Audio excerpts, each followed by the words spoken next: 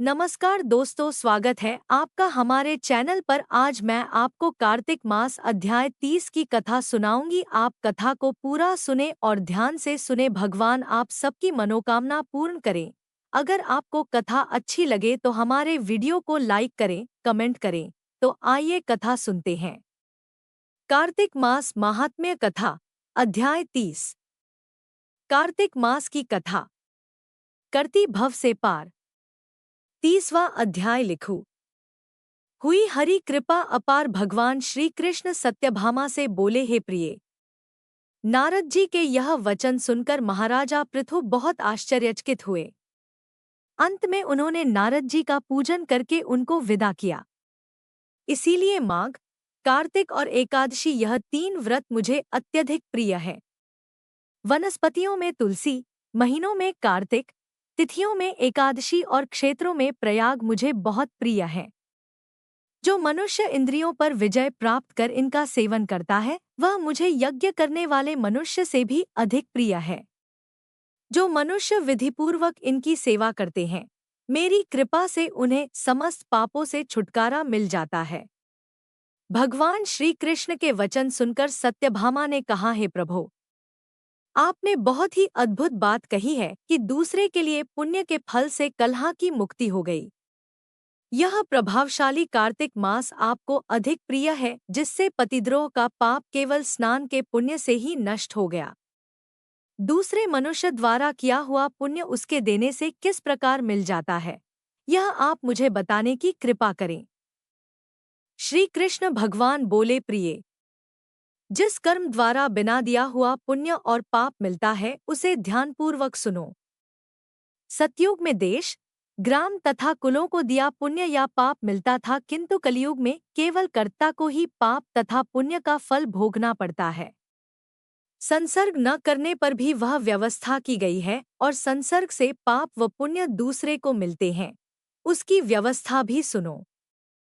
पढ़ाना, यज्ञ कराना और एक साथ भोजन करने से पाप पुण्य का आधा फल मिलता है। एक आसन पर बैठने तथा सवारी पर चढ़ने से, श्वास के आने जाने से पुण्य व पाप का चौथा भाग जीव मात्र को मिलता है। छूने से, भोजन करने से और दूसरे की स्तुति करने से पुण्य और पाप का छठवां भाग मिलता है। दूसरे की निंदा, चुगली और धिक्कार करने से उसका 7वां भाग मिलता है। पुण्य करने वाले मनुष्यों की जो कोई सेवा करता है, वह सेवा का भाग लेता है और अपना पुण्य उसे देता है।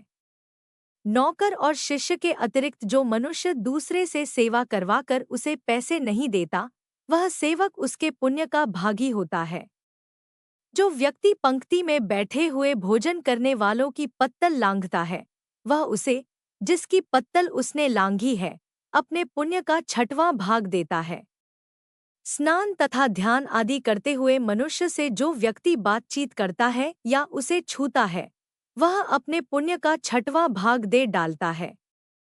जो मनुष्य धर्म के कार्य के लिए दूसरों से धन मांगता है, वह पुण्य का भागी होता है।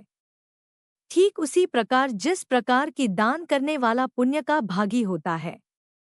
जो मनुष्य धर्म का उपदेश करता है और उसके बाद सुनने वाले से याचना करता है, वह अपने पुण्य का 6वां भाग उसे दे देता है। जो मनुष्य दूसरों का धन चुराकर उससे धर्म करता है, वह चोरी का फल भोगता है और शीघ्र ही निर्धन हो जाता है, और जिसका धन चुराता है, वह पुण्य का भागी होता है। बिना ऋण उतारे जो मनुष्य मृत्यु को प्राप्त होता है, उनको ऋण देने वाले सज्जन पुरुष पुण्य के भागी होते हैं। शिक्षा देने वाला, सलाह देने वाला, सामग्री को जुटाने वाला तथा प्रेरणा देने वाला, यह पाप और पुण्य के 6ठे भाग को प्राप्त करते हैं। राजा प्रजा के पाप पुण्य के षष्ठांश का भोगी होता है। गुरु शिष्यों का, पति पत्नी का, पिता पुत्र का, स्त्री पति के लिए पुण्य का 6ठा भाग पाती है। पति को प्रसन्न करने वाली आज्ञाकारी स्त्री पति के लिए पुण्य का आधा भाग ले लेती है। जो पुण्यात्मा पराये लोगों को दान करते हैं, वह उनके पुण्य का 6ठा भाग प्राप्त करते हैं। जीविका देने वाला मनुष्य जीविका ग्रहण करने वाले मनुष्य के पुण्य के 6ठे भाग को प्राप्त करता है।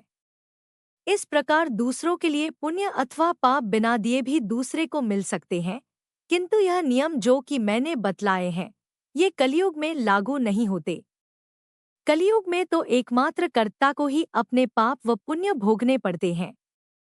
इस संबंध में एक बड़ा पुराना इतिहास है जो कि पवित्र भी है और बुद्धि प्रदान करने वाला कहा जाता है। उसे ध्यानपूर्वक सुनो। यह इतिहास 31वें अध्याय में बताया जाएगा। धन्यवाद।